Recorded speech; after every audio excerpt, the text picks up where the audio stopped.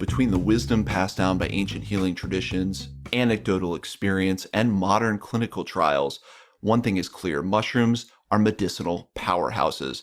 And I finally found a brand, a product, a company that I feel really aligns with all of my research and understanding when it comes to the medicinal properties of mushrooms, and that is Alchemy Mushrooms.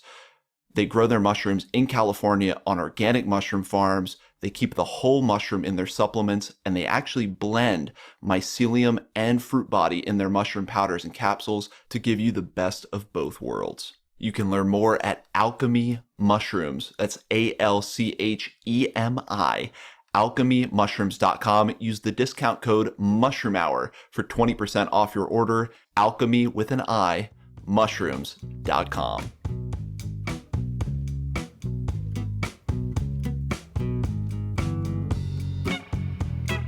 Hi there. Welcome to Mushroom Hour. Today on the Mushroom Hour podcast, we're joined by the amazing Xiaojing Yan.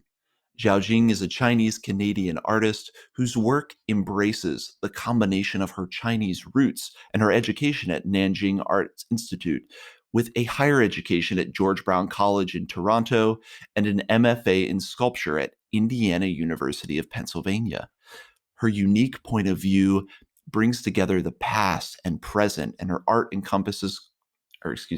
unique point of view brings together the past and the present, encompassing culture and nature, art and science.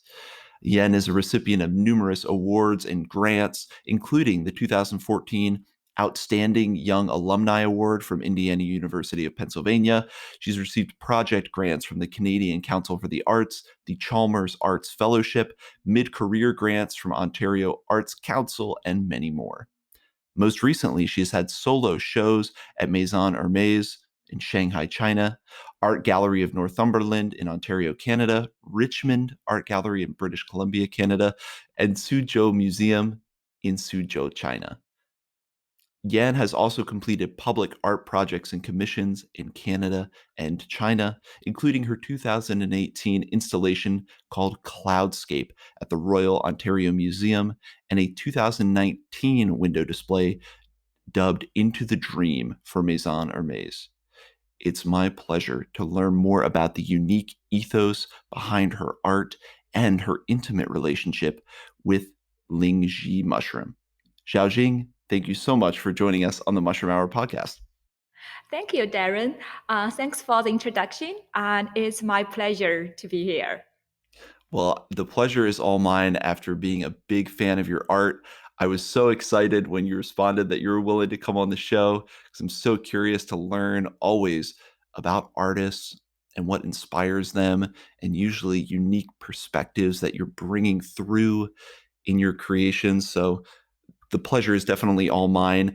And, before I start trying to ask every question I can think of about your art and the ideas behind it, I do like to start with an introduction to yourself. The influences that brought you into the world of art and creation, and maybe how some early life experiences may have influenced where you are today. Yes, I like to draw and paint since I was very young. I spent a lot of time making drawings, paintings, and craft. And I wanted to be an artist, even I didn't know what being an artist meant at the time. Yeah, so both my parents were not in the art field or even had much knowledge in art at all. They still don't. But they appreciate more of the realistic styles, of paintings and I did when I was younger.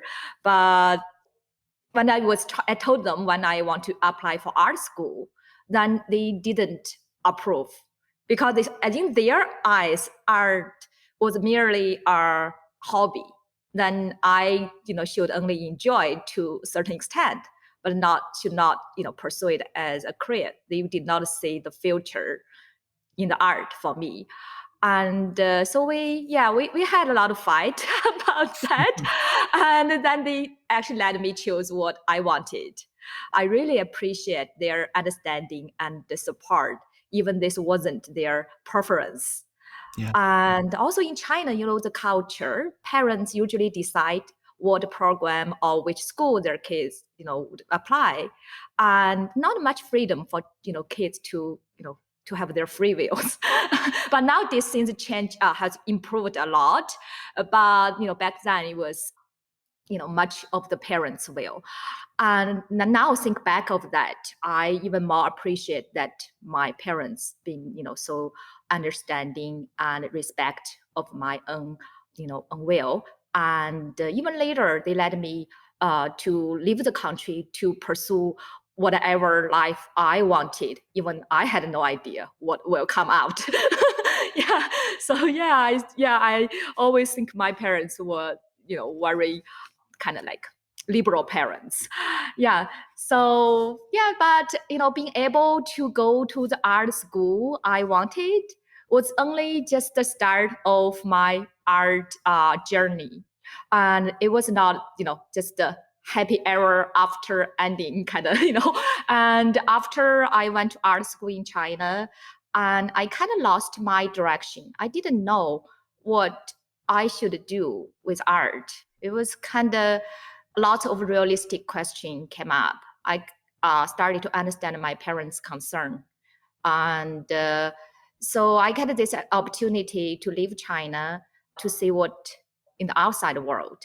So I left China, I came to Canada. And then I taught at like art classes, like I taught little kids, and I did design works, graphic design works. And none of those was the things I liked. And I decided to go to jewelry program. So I went to George Brown College to study jewelry, and I got the highest GPA among my classmates. but still, I just feel after I learned all those techniques of how to fabricate, how to how to solder, how to weld, how to cast and polish, all those techniques, I still feel it wasn't something I like to spend hours in front of a bench making a small things and use our one gauge to measure it to like a point some centimeter, a millimeter dimension. So it was too technical in a way. Right. Then I decided to go to graduate school. I was really interested in installation. And I was amazed by how artists could involve basically everything in their work. And so I applied for graduate school, and I went to Indiana University of Pennsylvania for the sculpture program. And that was really a pivotal time for me. So I learned a lot, not only about how to create work. More importantly, is the critical thinking, the theoretical approach of making art. Yeah. So then I totally dived into the art world after I graduated. Well, that's interesting. You're kind of talking about there's the skill in crafting art, with whatever medium you're using. And then there's kind of that narrative element or the story you're trying to tell or the emotion you're trying to convey. So it sounds like that's a really critical part to creating art, is to start with what you're trying to bring through or create in a potential viewer, or what message you're trying to put out there. Yeah, I think space is very important for me. When I go to our space, whether it's indoor or outdoor, and I get very excited to envision, to think, to imagine my work, to engage in that space, to encourage the viewer go into the spirit space, and to be part of the artwork. So which would never be achieved by smaller scale works. But I still make jewelry sometimes, but I do see them differently. They're not as the functional jewelry I was trying to make when I was in school. They're more like this art being displayed on a different place. Yeah. And again, that can be an art form like the installations that you've moved to now. Jewelry could be an expression that does intimately involve the viewer, because ultimately they'll be wearing the piece potentially. Yeah, just see how you see it in a different perspective. Yeah, they don't need to be carried away physically. They can be just embrace you, encapsulate you in that space. Right. Yeah, to engage you like differently than the jewelry, functional traditional jewelry. Yeah. These three-dimensional art pieces, whether it's jewelry or definitely with a big installation space, it requires a certain kind of imagination that I'm not sure I have, but a certain kind of depth of imagination to see how something three-dimensional like that will transform and evolve the viewer. And it's really exciting to hear that about that journey for you, that evolution to reaching that point, that you've worked through a lot of different disciplines. And I mean, what I'm also getting from it is a lot of bravery to follow this path of the artist. And having known, many artists in my life, I think, everyone has a little artist within them, but that path of choosing art as a vocation does require a lot of bravery to really pursue that creative path when it isn't always apparent on how that will make money or, what kind of job you'll have. And I'm always struck by the bravery. And it sounds like for you, that was the journey as well, as kind of stepping into the unknown to follow this passion for creating. Yeah, exactly. I feel I did not find art found me. Mm. And it's always provided me the harbor when I need it. It's I just along the way I figure out things out with the art. Yeah, it's sort for me. It's kind of journey. Yeah, well, and it sounds like it's just like you're saying, it's calling you. You don't have a choice, which is something I Yeah. also find with a lot of artists it's just the only thing that you can do. Now, you also have an interesting story moving from, an Eastern culture, a really deep ancient culture there in China, and then moving over to Canada, which I would imagine is a very different culture. How did this transition affect your art, or how did that start working its way into the art pieces that you create? Yeah, Chinese culture, the training and the tradition inspire my work. Mm. My experience of living in US and Canada, adapting outside of my native culture, molds and informs my work. I really appreciate the richness of my multicultural background. And I'm motivated in my practice to find new ways to breathe life into those very specific Chinese ideas, the traditions, rituals, and materials rich in religion, mythology, and culture.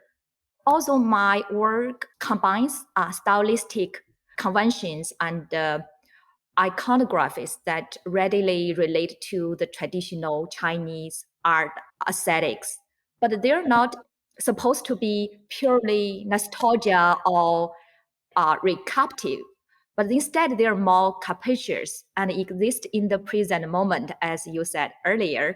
They're engaging in issues of greater concerns of current significance, and such as climate change, and then the challenge it presented to our environment and the nature. So you're bringing some of these traditional Chinese practices into the present, but also through the lens of a Western culture that is newer in many ways than Chinese culture. So you're kind of bringing a more ancient tradition to a younger culture and then looking at some of the more modern issues or themes that we're faced with today. It creates a really interesting blend when you look at the work to see those themes at play. And then your work also deals a lot with a balance, not only between these cultures, but also between ideas of nature and science, right? How did that start working its way into your work? I mean, was this always a theme that was important to you, or did it gradually start becoming more and more prominent in the works you produce? Yeah, it's gradually developed. At the very beginning, my art was more focused on the personal and cultural identity, as that was the main focus for me to dealing with my life as Mm. being a new immigrant and all those struggle, difficulties, and isolations I was facing. So I was in the need to solving those problems.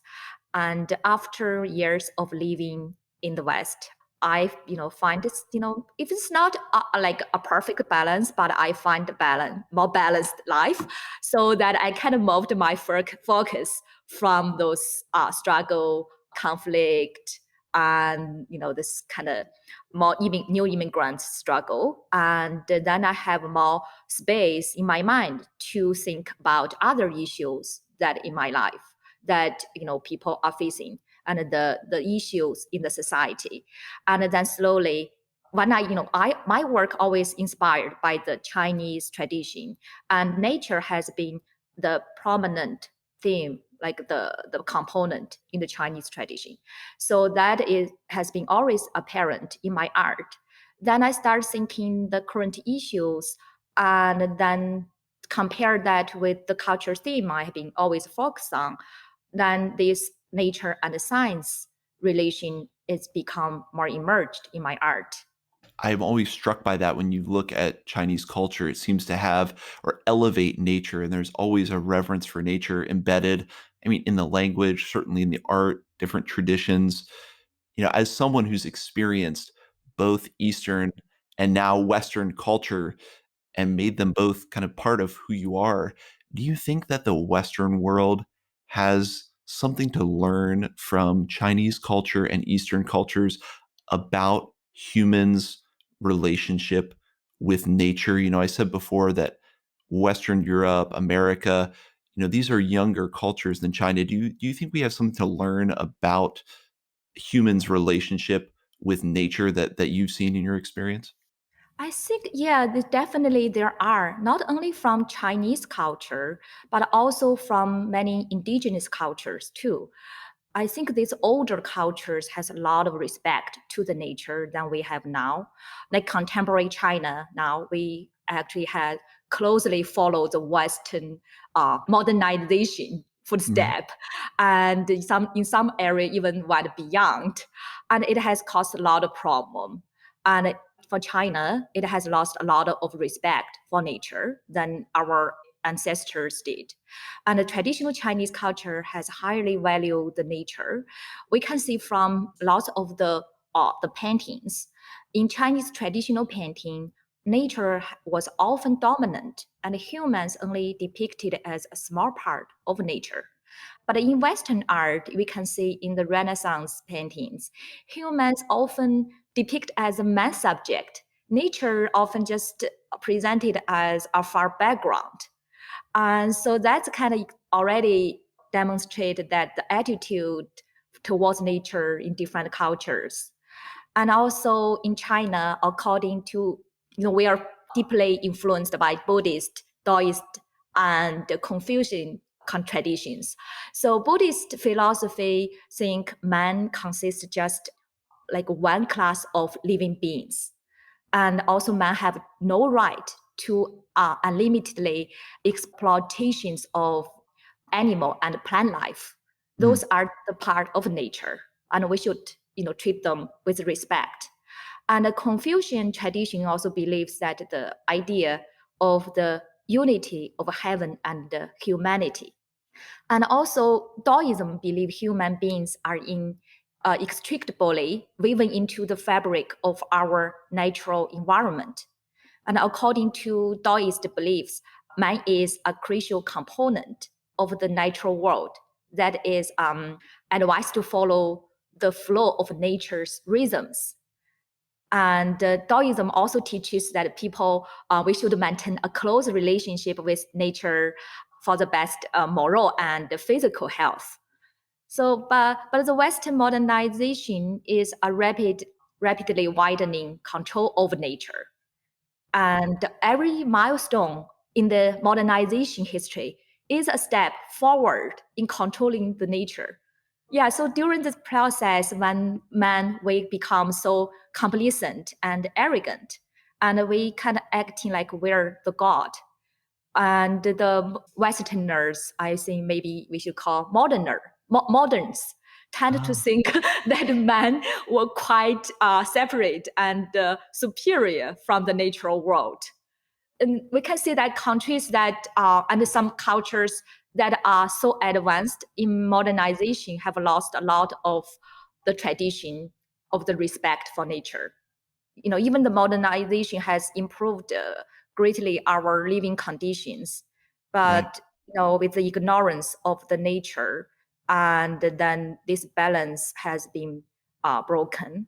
And then we have to really reflect how much we can extract from nature and how can we restore the balance now. Well, it sounds like what you're calling into question is the balance between human centered progress, anthropocentric progress, and actually having homeostasis or a balanced relationship with nature.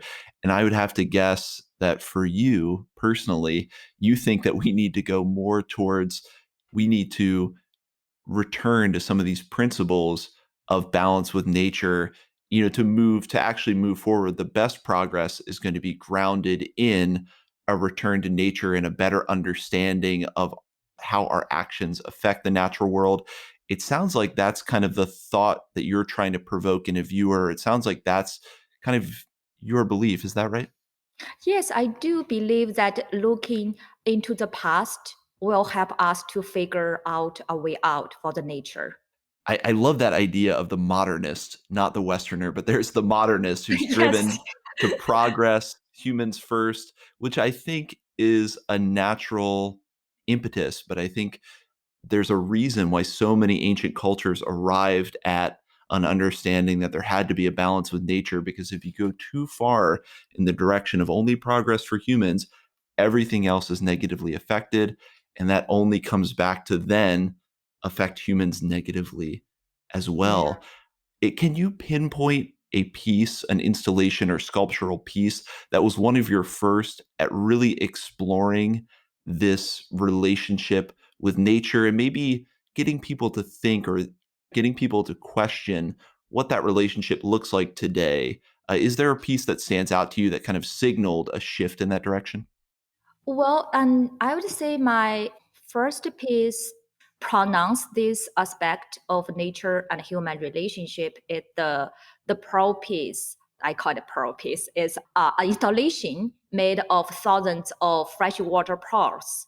So yeah, I hang about 13,000 freshwater pearls in the air to form a cloud shape. This work I titled it the cloud cell. The shape is inspired by a Chinese scholar's rock, and also I also twisted it to refer to our auspicious cloud, Mm, but also a nuclear, the mushroom cloud after the aftermath of the nuclear bomb. of course. Yeah, so I put lot of information in that form. So this work implies the insertion of science into nature, and its ever more even microscopic examination of its cellular makeup, because it's formed with so many small dots to form this big image of a cloud. And then also the name cloud cell suggests the biology and cosmology imagery that under the formation of the cloud. So it also contributing to other pathway in human exploration of the nature of the universe too. And cloud and also long be associated with longevity in Chinese culture as the habitat for the immortals. And so I use this form to refer to the cloud and also the scholar stone. And the scholar stone in Chinese culture is, I don't know if you're familiar with it. The ancient Chinese will take the stone that formed in the nature, it's kind of get re-rushing with the water and forming this clean, very linear form. And then the scholars will take those from the nature and put in a wooden stand on the desk. Then they can contemplate with the stone. And it's for them to contemplate, admire. And then the nuclear bomb, the cloud, like a mushroom cloud, is a destructive image of a nuclear bomb. So this dichotomy within one piece, yeah, so I present this out to the viewer, let them to contemplate on this image. Yeah. So that's my first work, kind of deal with directly with these environmental issues. Yeah.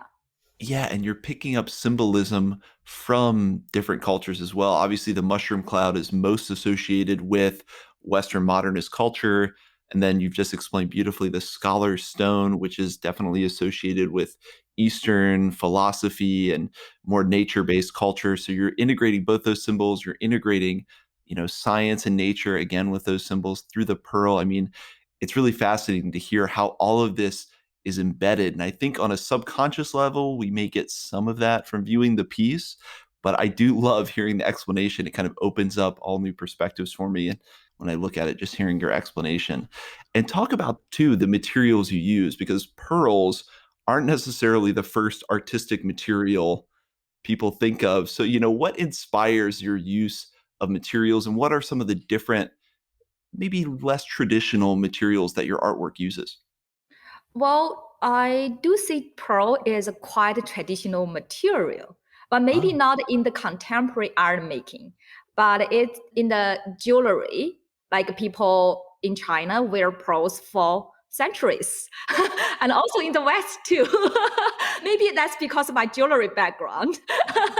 Yeah, and also China is produced probably, I think I read somewhere, 92, more than 92% of the freshwater pearls in the world.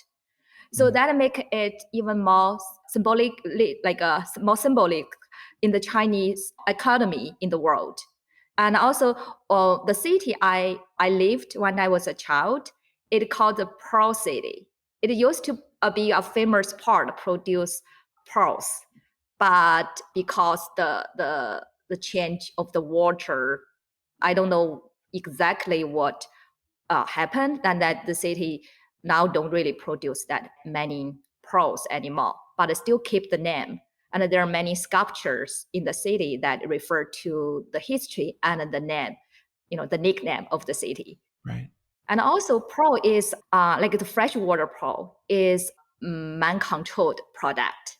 So human we put little beads into the clam and then let the bead grow a layer of the mother pearl, and then we harvest the pearls. So it's a man-controlled process. It's also like Lingzhi and other materials like natural. We assume to be natural materials. Now they're all human controlled process. Yes, that's another layer of symbology. And I guess for you, just in the creative process, are all of these different layers something you're conscious of when you choose a material like pearls or maybe pines? Or, I mean, we can get into some of the other art pieces, but you just laid out so many different layers of symbolism and relevance attached to this, just the material. Is that all conscious when you pick to use pearls, or does that come to you later that you start to realize, oh, this represents this and this in my life? Or is that usually pretty well thought out from the start for you? Well, a lot of those meanings and the characteristics of the material, I have been thought a lot Yeah. before I make my decision. But some of that was kind of a discovery along the process, and some even come after I made the work. So yeah, Right. it's all, but actually, even the information I acquired after the work is finished, but it helped for me to move, to the next project to solve some of the issues I didn't solve or didn't realize in my last piece. Yeah, so I'm always amazed by that too, how sometimes this creative process of an artist can even have some mysteries in there for you to discover. You may Yeah. think, I'm learning more about now why I chose that material. You may be something in your subconscious kind of coming through, and then you're able to then get another layer yourself out of your work. That's really interesting. Another work that I was really intrigued by was your Song of the Cicada. Tell us a little bit about the creation of that work.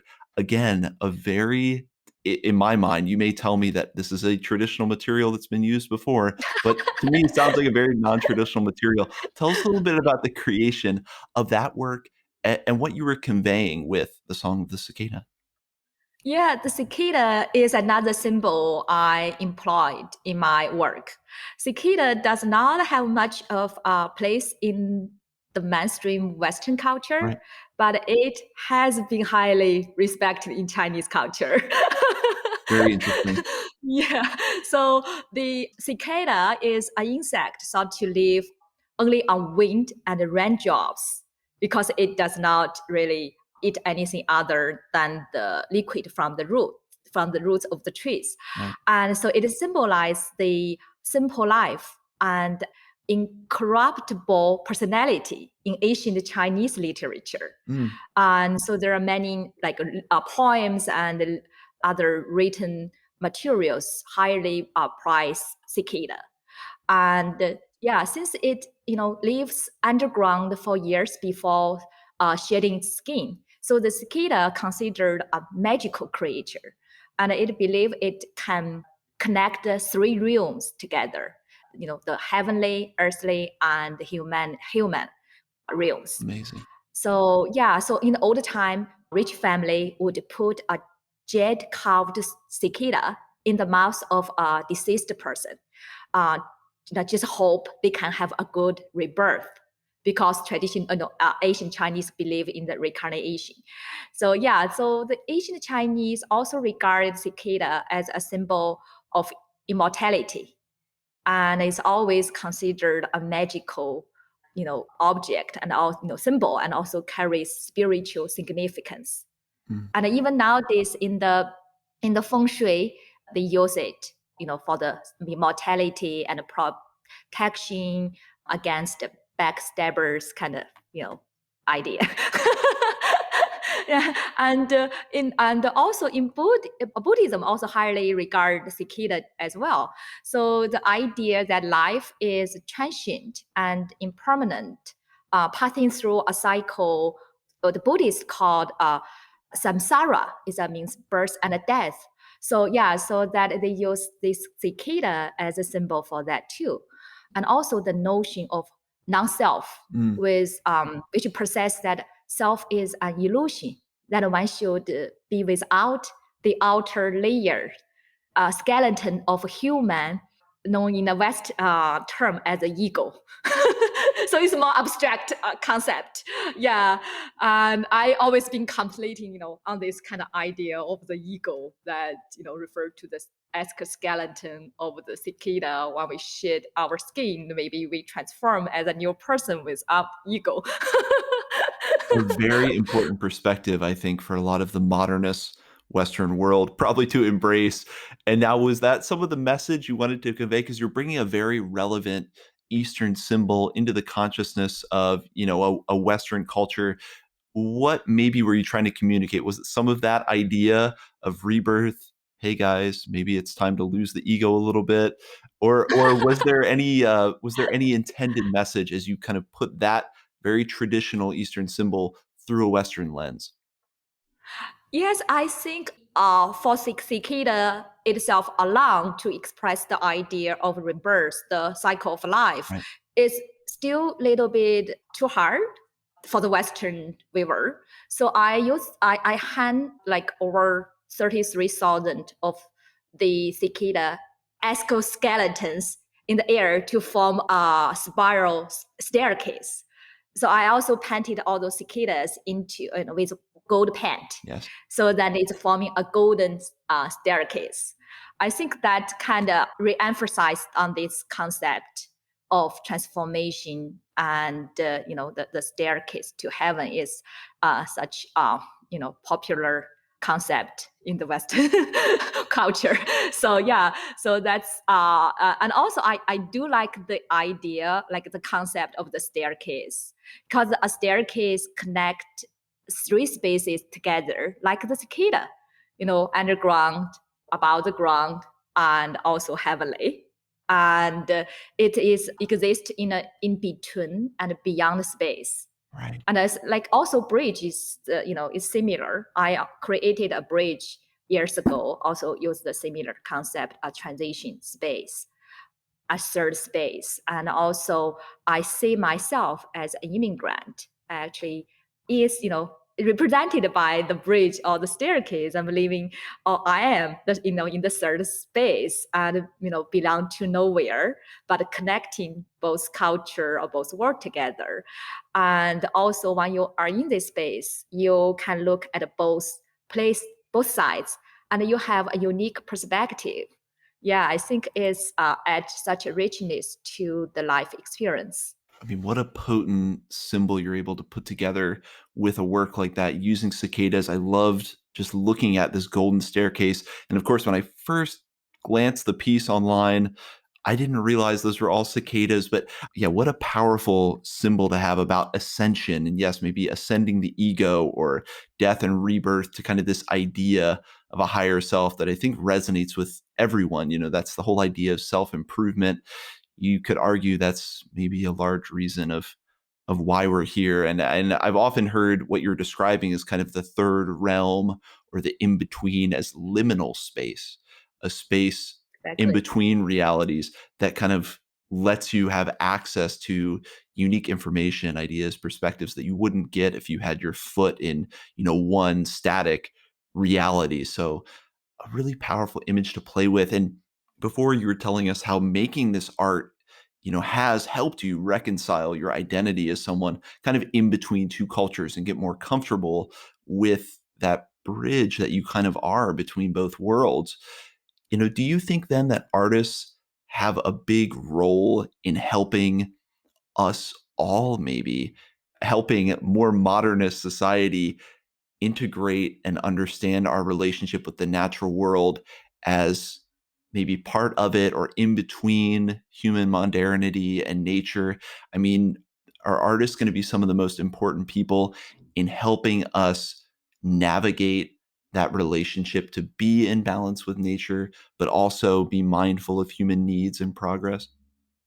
I don't think net artists will be the most important, like take on the most important role in this Right. process. But certainly artists has contribute, are and are going to contribute to this process. And I think to be able to achieve that goal, and each and every one of us are responsible. Mm. So ultimately, it's going to be everyone's collective responsibility. Artists may just give us focal points or reminders, maybe, about that process and how each of us needs to engage with this work or with this journey. Yeah, exactly. Artists can pose some questions, can use more artistic way, maybe make some scientific ideas pass to the general public as maybe, for scientists, the data and all those very abstruse articles is hard for the general Yeah. public, and art is more accessible, and it maybe is more can spread ideas more wider. That's a big theme right now is this concept of science communication. And I like to think that's a little bit of the work I do in talking with folks who are interested in mycology or mushrooms and communicating that to a broader audience. And I think what you're saying is absolutely correct that artists are going to have roles in that scientific communication. A really, really interesting idea, this blend. People hold up this idea of a spectrum between art and science when usually they actually work best when they're kind of hand in hand and Exactly. and working together. Now, for you, how are you, or how do you maintain your connection with the natural world? Obviously, you're working with natural materials. These themes are probably constantly in your mind, in your imagination. But do you have any practice where you get out into nature, go hiking, maybe go foraging for mushrooms? How do you maintain your own connection with nature? And how does that affect your work, whether you're feeling very connected or not? Well, I think for that aspect, I'm very fortunate to live in Canada. Mm. We have a lot of nature resources, and like going hiking or camping, which would be so hard to do if I would stay in China. And it's so populated there, and it's hard to find quiet places like 2 or 3 hours driving distance to just spend a night if you want to, like, I guess, an impromptu trip. Yeah, and I like to go hiking. Like every weekend, we like our family will go out to some nearby parks to hike for a few hours, and I like camping and like to go to the remote places to see the untouched nature. Not entirely and not touched, but to the most it can be. Right. Yeah, and of course those experience has really nurtured me for my ideas, for my art. And also I like to read books about especially some mythical literatures, inspired by nature and stories, and from different cultural background, not only from China, and to see that how people, how other cultures, how our ancestors engage with nature, how the spirituality that has contributed to our civilization. Yes, that idea of, again, looking to the past to see what kind of relationship they had with nature, what kind of spiritual cosmology was built around it. And there may be themes and ideas that could be very valuable for us today. I'm a firm believer in that. So it's really interesting to hear that that's part of your creative process. Now, we've been talking about your work with nature, some of the really potent themes you're playing with. Then we get into Lingzhi. Obviously, that's where I was first introduced to your work. I saw both the sculptures you were doing with Lingzhi, or what we know here in America as reishi mushroom or Ganoderma mushroom. But you also, I know, made an app filter where I had Lingzhi growing out of my face. So when did Lingzhi enter your art? And I guess, was it already a part of your life before you started using it as a material or using it in your art? If you ask any Chinese people about Lingzhi, they all know. It's such like ubiquitous existence in China, Right. and with such magical symbol and stories. So every Chinese people know about it. So I grew up with I would call it Lingzhi culture, surrounded by the Lingzhi culture. Yeah, and then I think a lot of people would know that Lingzhi is a traditional medicine, and then Chinese people has been using it for over 2,000 years. And also it is called mushroom of immortality, and it's highly regarded as a both magical herbs and also an auspicious sign of good fortune and mythical power. Then since the ancient time, there has been like numerous myth and literature, like mentioning people's devotion, worship, and belief in Lingzhi. Um, I really like the story about how Lingzhi start to have this magical power. So it's a story from a famous Book of Mountain and Sea. It's from about 400 BC. So in the book, it says the Flame Emperor. So he's a legendary ancient Chinese ruler in the pre-dynastic time. So he had four beautiful daughters, and each had very beautiful legend. So his third daughter, Yaoji, her name's Yaoji, and was a very beautiful and sentimental girl. But unfortunately, she died very young and was buried in a mountain near a river. So her soul clung to a Lingzhi mushroom and made this mushroom a mushroom of immortality. So whoever eat it can become immortal.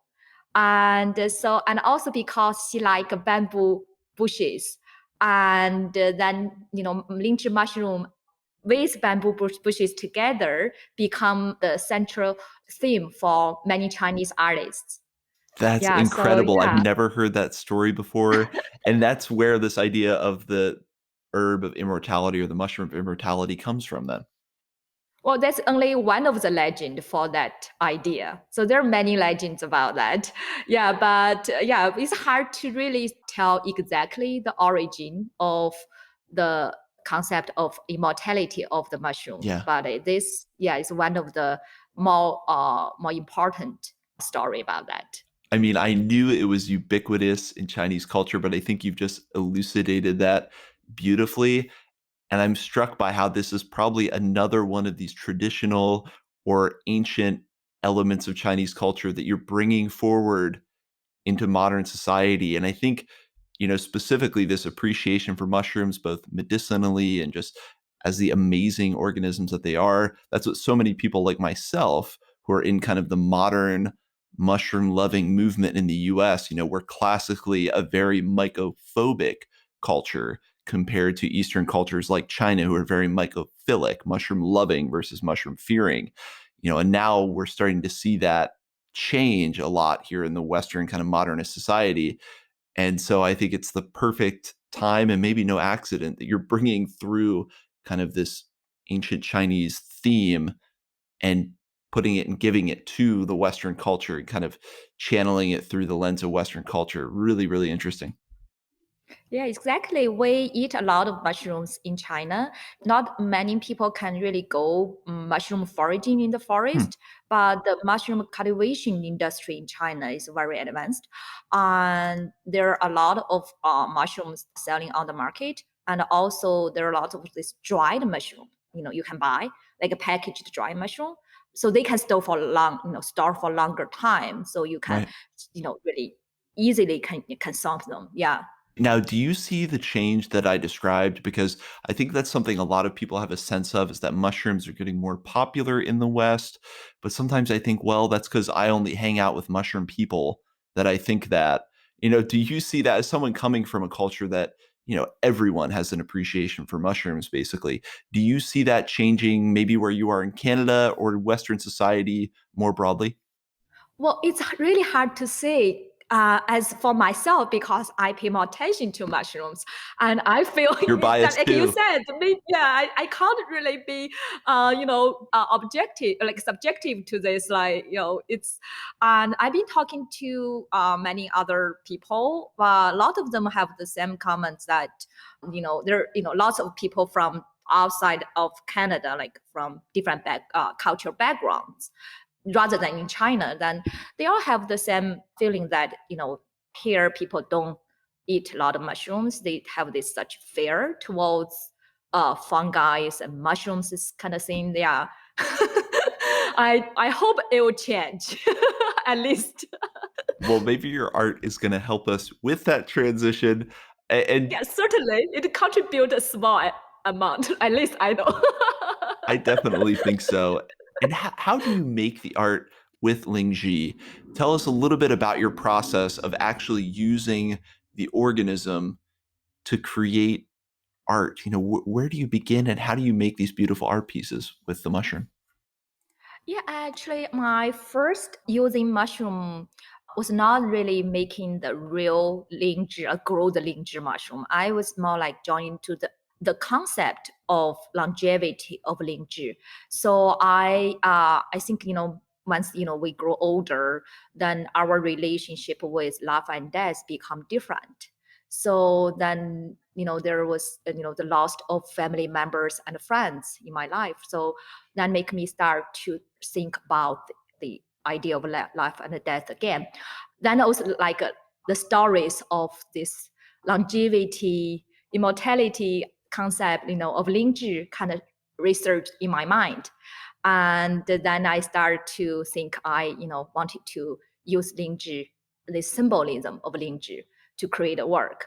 Then I bought a dozen of Lingzhi mushrooms and then I had them cast into bronze and I give them a finish of patina, like greenish turquoise patina. And then this enhanced the texture on the mushroom. Yeah. So they kind of look like the tree rings. And then they also mimic the bronze vessels and artifacts from museums. So the material also speaks sense, the bronze material also speaks to the sense of aging and the passage of time. And also, I'm just start thinking, this bronze is often associated with monuments, Mhm. images of power or eternity. But actually, they're not that long lasting as we assume. They usually get recycled, melted down, recycled. Right. and but the mushroom, the Lingzhi mushroom, we would think them just an organism. But in the Forbidden City in Beijing, the Channel Emperor from probably 300 years ago, he's a fan. He was a fan of Lingzhi mushroom. He collected a lot of Lingzhi mushroom, the real one, like big ones, Yeah. and he displace them by embedding those mushrooms into cabinets or on wood carving stand, like those scholar rocks would be displayed. Yeah. So then those mushrooms, some of the mushrooms also have a poem written by the emperor on its surface with gold paint. Yeah, so that's from a few hundred years ago. And so they actually not that fragile or ephemeral as we assumed. So they really create such tension between Lingzhi's delicacy nature and the methodology with the replacement of the material to a bronze. Yeah, that's how I started working with Lingzhi. And later on, I went to a mushroom farm in China. So I saw, they were growing those Lingzhi mushrooms. And those once to very rare and precious mushrooms now become so mass produced. Right. So I was kind of amazed by that. And then they become so unified, then in color, size, and shape. And compared to the wild Lingzhi mushroom, they're like irregular in the color, shape, and size. So then I start thinking maybe I should think a way to use the Lingzhi mushroom itself as a material and to grow sculptures out of this. That's how I started my experimentation. Yeah. Well, and I think everyone who's seen Lingzhi growing with the antlers coming out, these beautiful forms that get made, you see it as a natural work of art. I mean, especially, yes, once you have the big fruit body, the big conch, which it sounds like what you were using initially, casting it in bronze, those are, of course, are beautiful as well. I'm still kind of trying to process the idea that the emperor in the Forbidden City has made these incredible Lingzhi sculptures almost with poems written on them, and they've lasted for hundreds of years. That does kind of shift my perspective on how long lasting these organisms are. When you're casting them in bronze, it turns out the bronze part might be more ephemeral than the Lingzhi. But yes, this idea of growing them, that always seems like an art process in itself whenever you cultivate Lingzhi. Now, is that something where you're trying to control the growth at all? Or in your artwork, are you setting up the substrate where they're going to grow and just letting them grow however they want to? How does that work for you? Yeah, I actually create like a mold for them to grow. And that was quite experiment for me because I didn't know what kind of mold would work for the mycelium. And I had been using rubber mold Mm, or silicone mold in the past for my other sculptures. right. So I thought, I could try those, but it turned out that because the rubber or silicone has a lot of pores, and then the little holes the mycelium would grow into and then become together, and you can't really separate the sculpture from from the mold. And so I could not use the silicone or rubber mold, and so I was kind of limited to use some of those kind of plastic surface. So eventually I created those molds with fiberglass resin, and then I sand the inside of the mold very smoothly and apply high gloss of paint. So the surface will be very close to plastic Yeah. so that it won't adhere to the mycelium.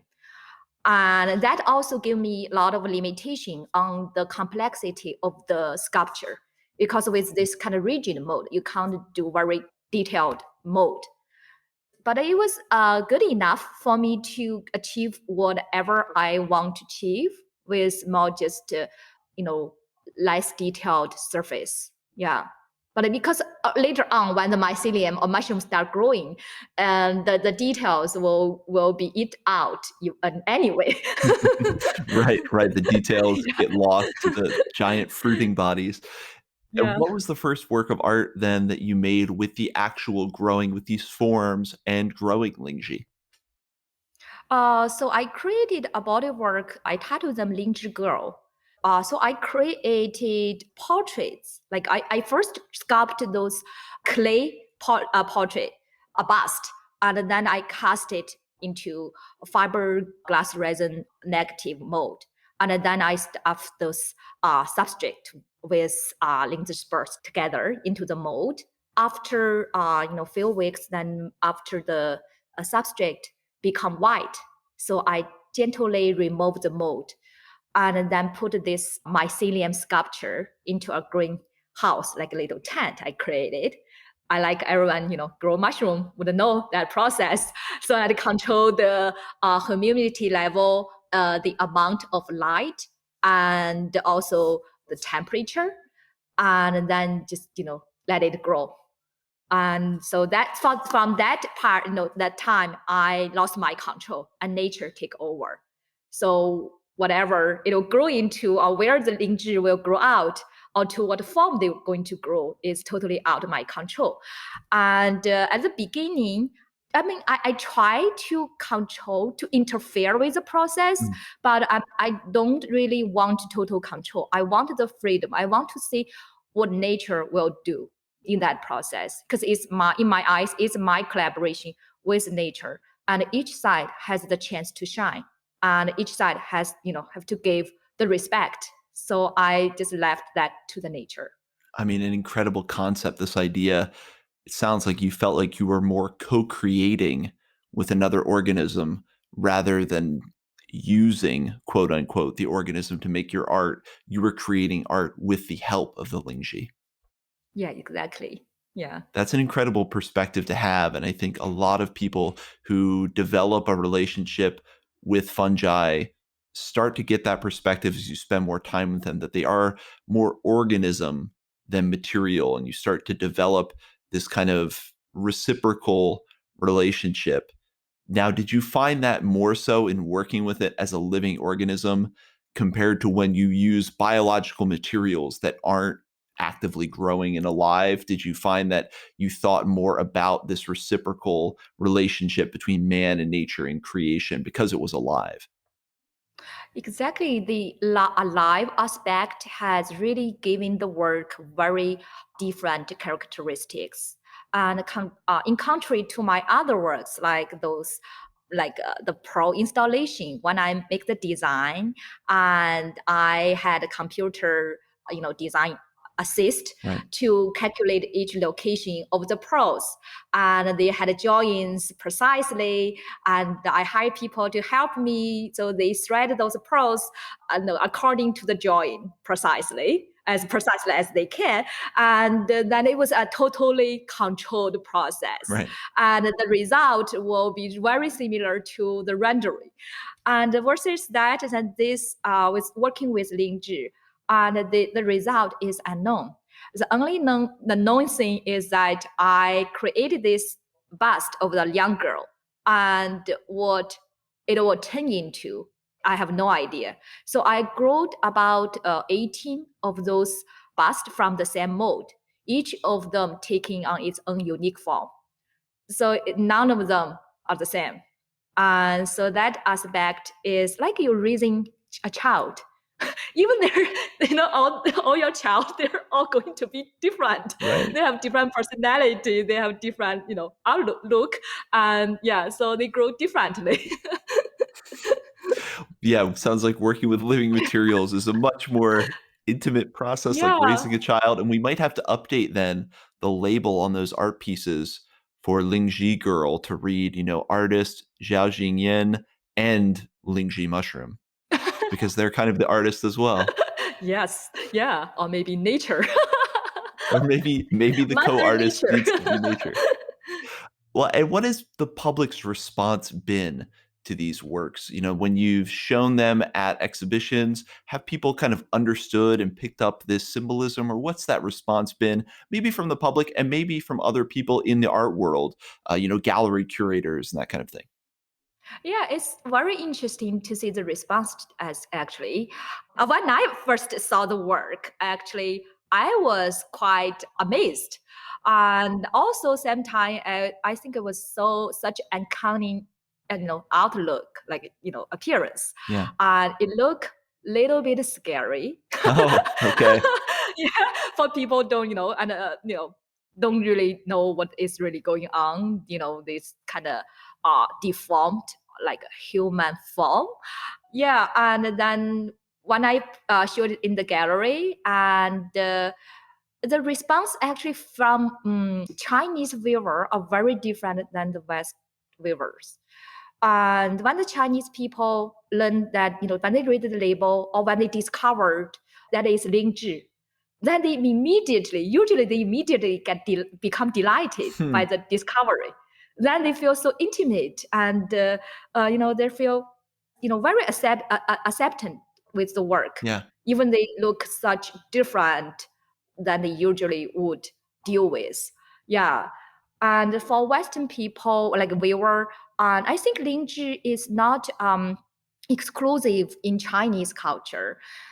Just here, like in Canada, I saw quite often when I go hiking, I saw Lingzhi mushrooms, but they're not really giving the culture association or connotation. So people only regard them as a very beautiful, like rare fungus, and they like the idea of collaborating with nature. They like the surprising and uncanny appearance of the sculpture. And then some people in the West also know more about Lingzhi's medical properties. So yeah, so they kind of get the idea of the healing aspect of Lingzhi. But if they are interested enough, when they start reading the artist statement, they would learn a lot about Lingzhi in the Chinese culture. And then a lot of them come to me and tell me, "Oh, I'm so amazed about learning all this, and seeing that how you work with the nature, how those are those busts are actually cultivated by the mushroom." Yeah, it's amazing to look at the art pieces. Obviously, for anyone listening, I encourage you to go to Xiaojing's website, or if you just search Lingzhi Girl, you'll probably find it online. They are stunning, and there is something, yeah, a little bit eerie about them, but also something all too familiar because it is another living organism. They're really amazing pieces. Now, do you see this working with living materials, maybe specifically fungi, as a growing kind of discipline in the art world that you're kind of at the frontier of? Do you see that more artists may want to get involved with using, fungi as an ally in creating art? Do you think that's something that's going to be more relevant moving into the future? Well, I see a lot of designer, like architect and artists are using not lynch, sorry, the mycelium material as a material to replace some traditional materials to create work. And yeah, I certainly can say it's a trend there, but also because the slow growth of mycelium, it's hard to get enough material for product or for especially for mass production. I think there's a lot have to be studied to overcome to achieve the outcome we want. Right. But certainly, I can say the future, if we can manipulate this material to a certain extent, that it can replace packaging and the plastic, so it can save our planet.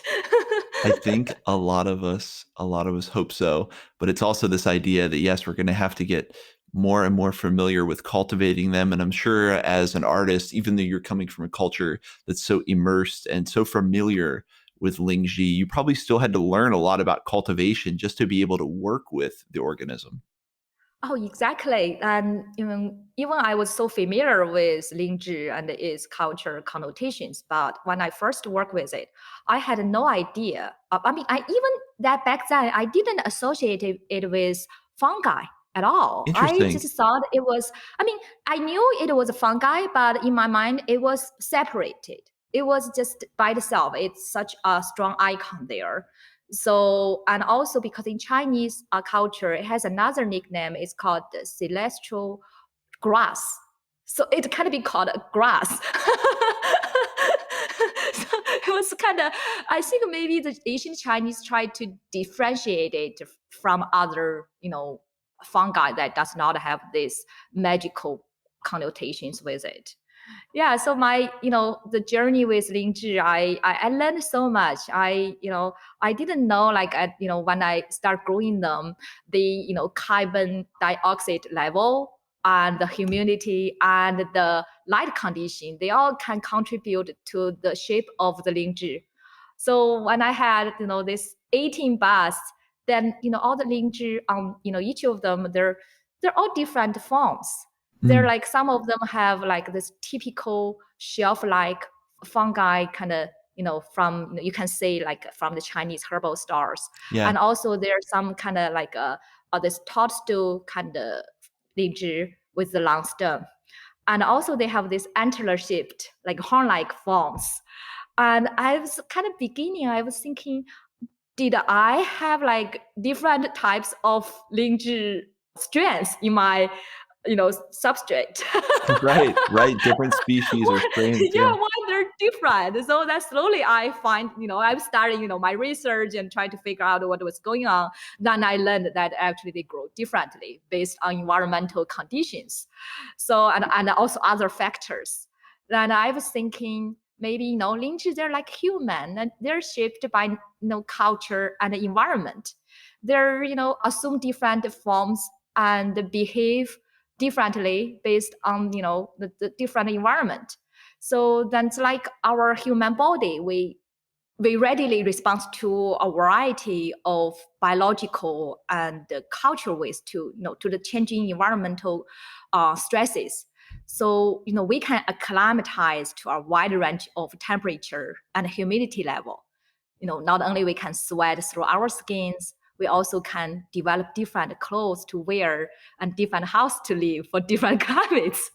So, like, our cognitive ability help us to adapt to a novel environment.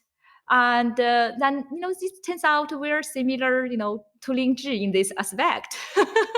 Yes, and that's something important to keep in mind about fungi in general is how individuals within a species can behave differently, look differently. It's one of those unique things that does kind of make us think of their relationship to us as humans or as, animals in general. The common phrase is, mushrooms are somewhere between plants and animals. While it's a little bit of a simplification, things like that, how individuals seem to differentiate kind of does make us think of that. Really, really fascinating. Really fascinating. And I Yeah. think I'm definitely going to start using the name celestial grass because it does sound incredible and kind of brings this air of mysticism to the Lingzhi. Yeah. Well, I guess then what is in the future for you? What direction now is your work going to take? Have you become totally inoculated with the mycelium and you're now going to make more mushroom art or what directions are you looking toward in your art? And do you have any projects or exhibitions coming up? Well, yeah, and I do have several projects and exhibition come up, and the one is going to be in Paris. Yeah, so that exhibition has been propounded for 2 years. Oh my, of course. Yeah, yeah, but yeah, and also I'm working on a couple other projects. One project I'm actually working on is supported by Canada Art Council grant, and is a continuation on my Lingzhi exploration. So I'm working on another series of experimental Lingzhi sculptures. I'm trying to grow Lingzhi on found furniture, and it has been quite a challenge because the wood, the way the wood of the furniture and the way it has been, previously treated is totally out of my control. Of course. And yeah, so I haven't, and also it because the slowness when you grow fungi on a solid wood, and it take month and month to see slow result. So yeah, I hope with enough experimentation, there will be a field that become a showcase of for the wonder of nature's creation. Yeah. And also, I hope by doing this, I can give the furniture a new life and a purpose. Mm. Then I can draw awareness towards a deeper understanding of human nature relationships. I think that that's one of the most noble things we can do in this day and age is to find that purpose to show people the wonder of nature and show people, how intimately connected with it we are with these organisms. So I think it's really powerful work. And I'm sure anyone listening, like myself, just wants to learn more about this and see more of your work. Where's the best place for people to find you, maybe connect with you? Is it on social media? Are there websites? Where are the best places for people to find your work? Maybe where it's exhibiting, all that kind of information. Well, they can visit my website, yanxiaojing.com, YANXIAOJING.com. Yeah, and also I'm on Instagram too. Yes, and we're going to put the links to all of that. And I can't believe I almost forgot about Instagram. Tell us a little bit about what inspired the Lingzhi Girl filter and how people can get this filter for their Instagram app. Well, yeah, that was actually because of the lockdown in March last year. So immediately all my project got postponed or canceled. So I get a lot of time. Right. And then I saw some people were kind of playing with some kind of filters on Instagram. It was kind of fun. And then I started to think maybe I could create something with my Lingzhi sculpture. Then instead of the Lingzhi, grow from the sculpture, then maybe it can grow from our real body in the virtual way. Yeah. So that's how the idea came from. Then it was actually harder than I expected. It took me a lot of time and with help too to figure out how to create that filter. That it worked out pretty good. Yeah. It's a lot of fun. And for anyone listening, if you have Instagram, go get the Lingzhi Girl filter. It's a lot of fun to play with. You blink and reishi start emerging from your face, these little antlers, and then these big, beautiful conch shells. I just thought that was so creative and so fun. And it makes sense that in light of, in-person exhibitions being shut down, you channeled this creativity somewhere else. So Xiaojing, I'm going to wrap up with three questions that I like to ask all of my guests. And the first one, I'm going to ask you a mushroom that you really love and why.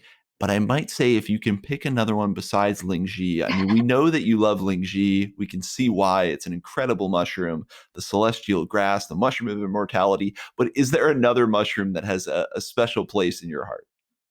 Well, I think besides the other mushroom I love the most is Amanita mushroom. Yeah, I love the brilliant color and then also the shape, the umbrella shape. And also similar to Lingzhi, the long history of human using Amanita mushroom, can be traced probably for thousands of years, as I read. Yeah, and also in the European culture, Amanita mushroom has such rich history and with in the shaman traditions. Yes. So yeah, it's another. I think it's the mythical mushroom in the West for me. So yes, you have your favorite mushroom in the east, the Lingzhi, and favorite mushroom in the west, maybe the infamous Amanita muscaria.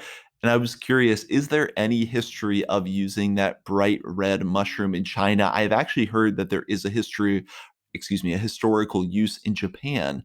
Is there any history or relationship with that Amanita in China that you know of? Not as I know of. And Interesting. China is a big country, and from region to region it may be different. Maybe in some culture, like we have many minorities in China, like different Aboriginal people from the past. And then maybe there, some of those people are using the mushroom, but it's not like very wide known of. So I don't have much knowledge of that. Yeah, but for me to learn that, to know that mushroom, it's more from those like cartoons or fairy tales, like these books, like pictures from the West that depicting this mushroom, with fairies or Todd sitting on it, have like fairy tales. Well, that's amazing that this is a fungi that you've developed a relationship with in the West. Another example of kind of this bridge that you're making between cultures. Really interesting. And this next question is a really broad question. You can kind of go any direction you want with it. But what has this relationship that you developed with Lingzhi and maybe with fungi more broadly? And I mean, you've worked with it with your hands, touching it and cultivating it and really spending a lot of time with it. How has that relationship you've developed with these organisms changed you, or what has that given to you, maybe in terms of different insights or perspectives? Yeah, I think this Lingzhi mushroom has become a window for me to understand the inner workings of nature in a more profound way. So it is a bridge to our biological history and our ancient past. Yeah, that's through this mushroom, I learned so much about the culture, the science, the social issues that are associated with it. And even like nowadays, during this COVID time, and I, kind of start to self-reflect on this relationship between life and death again. I Yes. feel I can resonate greatly, with people in the past, how, in ancient time, how they felt when there was, the cause of a certain disease was not understood. The cure had to rely on traditional methods for remedy, and the Lingzhi and other, thought to be kind of magical mushrooms, part of the traditional medicine, and also regarded, as a symbol for protection. So those Yes. are the, objects that, people would think that can provide reassurance. So that's kind of make me think a lot about, when we feel so powerless in the face of natural disasters, then maybe looking back to our ancestors and their relationship to nature can help us to reflect upon and build resilience using natural means. Oh, what an incredible idea and concept you've just brought up there.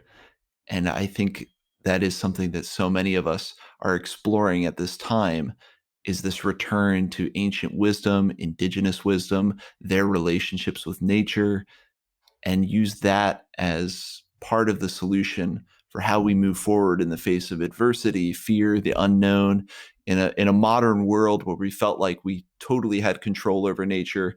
We're faced with something like, a disease we can't control. How maybe returning to more ancient ways, more ancient relationships with the natural world may be part of the solution forward. Only makes so much sense. So yeah, I absolutely love that idea. And I think you've just said something that I agree with so much, for myself, that Thank you. that's a really beautiful sentiment. And then we've talked a lot about, the balance that you're portraying in your art between nature and science, maybe the illusion of control that science or humans feel like we have over nature. We've talked about the balance between, modernist culture and more ancient indigenous culture. For you, what's your greatest hope of how we can balance these different ideas moving forward? I mean, do you see a future where we are able to successfully pull ancient wisdom into the present and use it in a very holistic way? Or what's kind of the greatest aspiration for how we can balance these different themes successfully for a better future? Yeah, I think for sure, when we look into the past, like the indigenous culture and our ancestors, see how they lived with nature, then we can try to identify current ideas that respond to the past and the future, and explore those kind of intertwined relationships with nature. And certainly we can, find inspiration to find a path to our future. And I think the best way probably would be moving from control over nature to partnership with nature, as show nature enough respect and show the enough respect to other living things on this planet and beyond. That is a hope I think so many of us have just hearing your words. I think so many of us resonate with that. And yeah, I think that'll offer a lot of solutions. Becoming partners with nature, we don't know all of the different issues that's going to help us address, but I think it's an answer in so many different ways, maybe even in ways we can't fully appreciate yet, but just that different mindset is going to help us deal with a lot of our modern problems moving forward. Well, Xiaojing, it has been an absolute pleasure to get the chance to speak with you. You've offered really unique perspectives and insights, shared stories, and shared your own cultural history with us. It's been a fascinating conversation, and I really appreciate you coming on the Mushroom Hour. Thank you. It's my pleasure.